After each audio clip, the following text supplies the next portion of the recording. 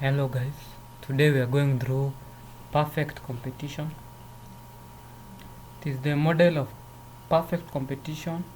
Describe a market situation in which there are Roman 1 buyers and sellers to the extent that the supply of one firm makes a very insignificant contribution on the total supply. Both the sellers and buyers take the price as given. Roman 2, the product sold is homogeneous so that a consumer is indifferent as to whom to buy from. Roman 3, there is free entry into the industry and exit out of the industry. Roman 4, each firm aims at maximizing profit. Roman 5, there is free mobility of resources, i.e. perfect market for the resources. Roman 6, there is perfect knowledge of the market.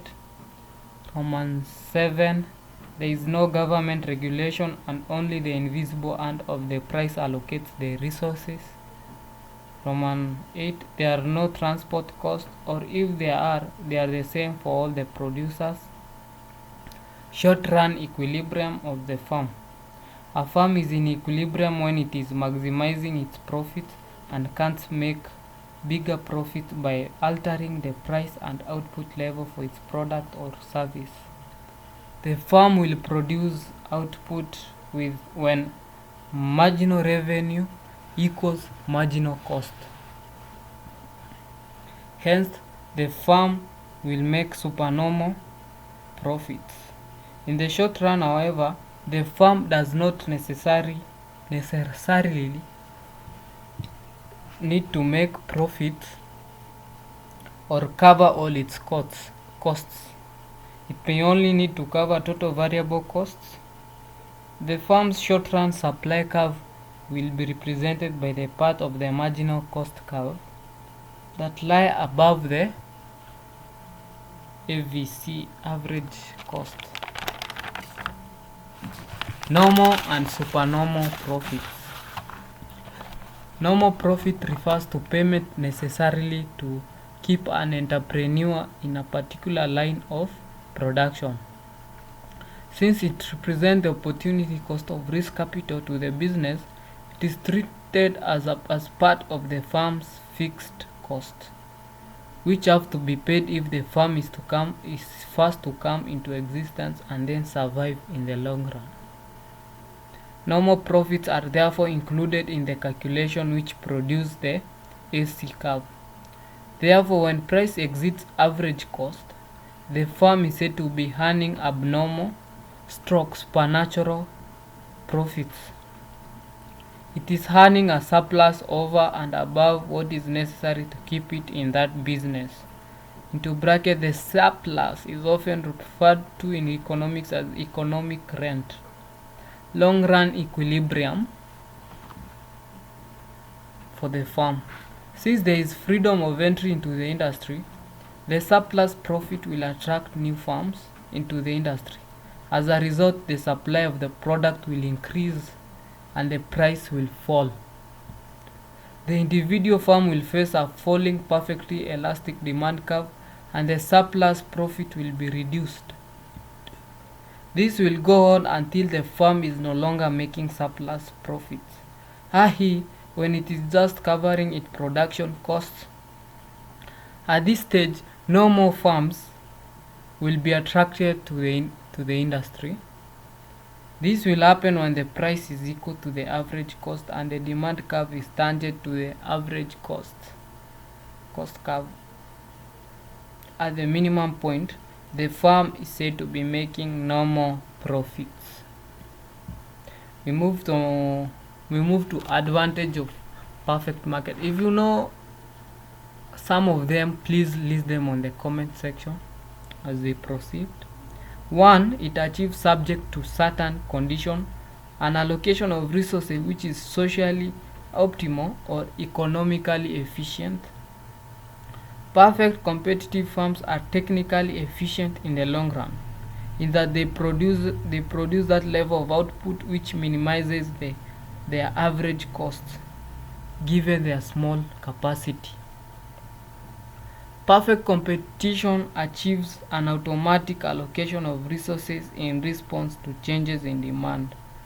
The consumer is not exploited. The price of goods in the long run will be as low as possible.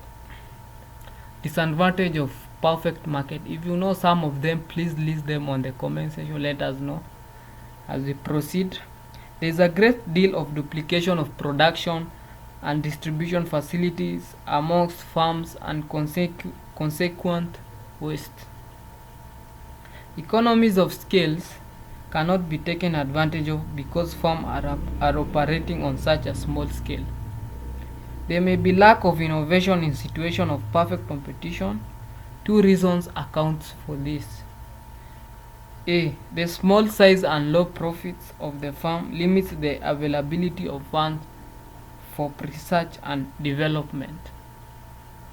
B. The assumption of free flow of information and no barriers to entry implies that innovation will immediately be copied by all competitors, so that ultimately individual firms will not find it worthwhile to innovate.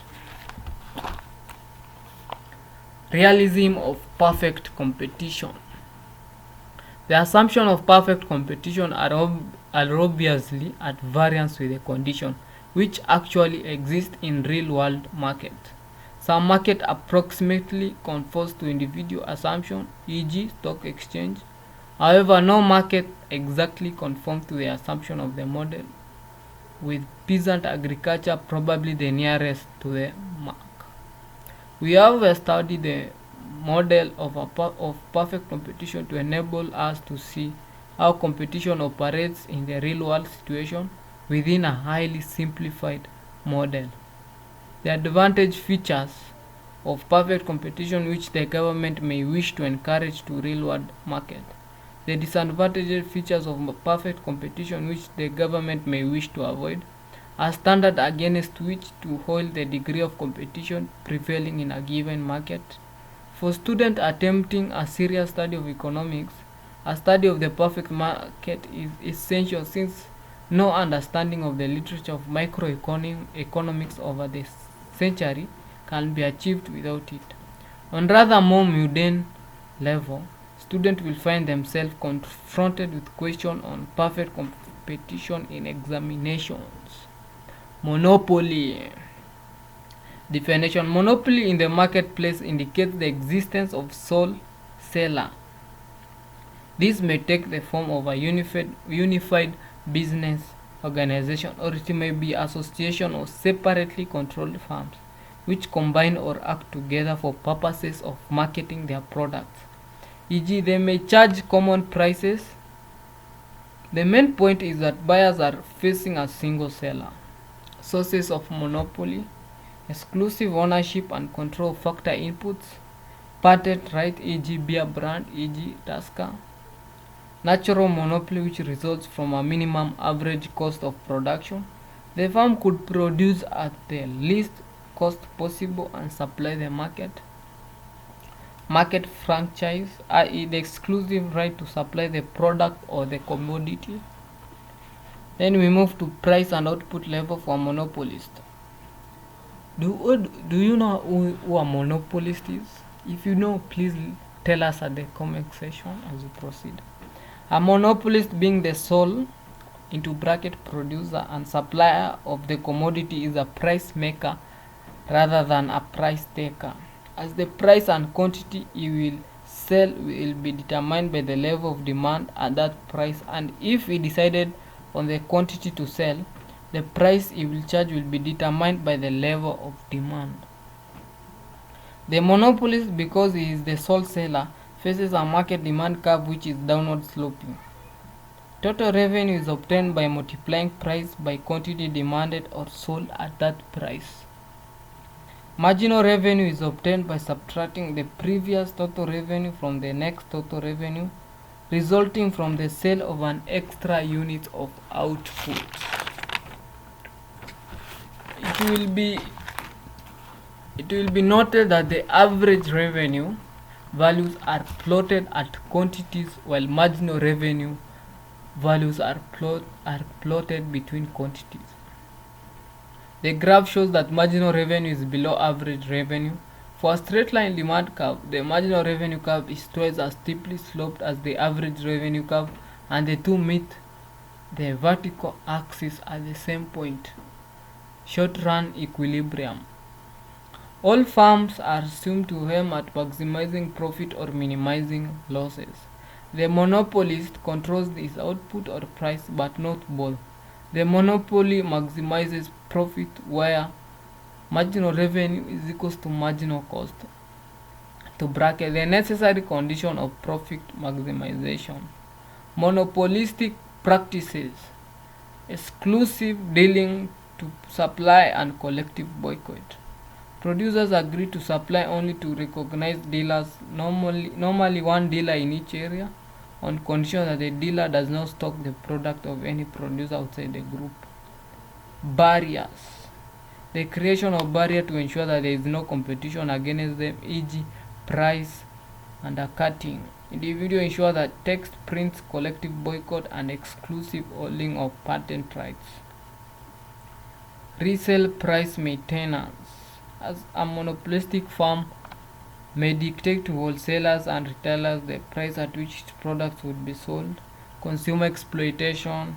Monopolies are known of exploiting consumer by overcharging their products. Their product. Profit maximization. The price changed by monopolies in order to maximize its profit is higher than would be the case if competitive firm was also maximizing its profits, because in the case of monopolies, supply cannot exceed what is produced. Cartels. A cartel is a selling syndicate of producers of a particular product whose aim is to restrict output so that they can overcharge for the product. Thus, they collectively act as a monopoly, and each producer is given his quota of output to produce. Price discrimination. There are two forms of price discrimination. A. The practice employed by firms of charging different prices to different group of buyers. B. That of charging the same consumer different prices for different units of the same good. In the first case, each group of buyers has a different price elasticity of demand. The firm can, by equalizing the marginal revenue generated by each group, earn a higher level of profit than would be the case of a uniform price charged. The precondition for the successful operation of this form of discrimination are: 1. Ability of the monopolistic firm to identify different segments of the market according to price elasticity of demand, and 2. Prevention of resale by those customers who buy at a lower price. In the second case, the operation involves the firm appropriating all the consumer surplus that each consumer would have got if the price were constant. This can be achieved by setting the price of each unit equal to the maximum amount an individual would be willing to pay as given by the individual's demand curve, and it is therefore to be employed. Then there is argument for and against monopolies. If you are for monopolies, please tell us at the comment section, and if you are against the monopolies, tell us at the comment section. And please let's debate this let's debate this and know the arguments as we proceed on to the next episode. Subscribe, like, and comment. Thank you. Adios.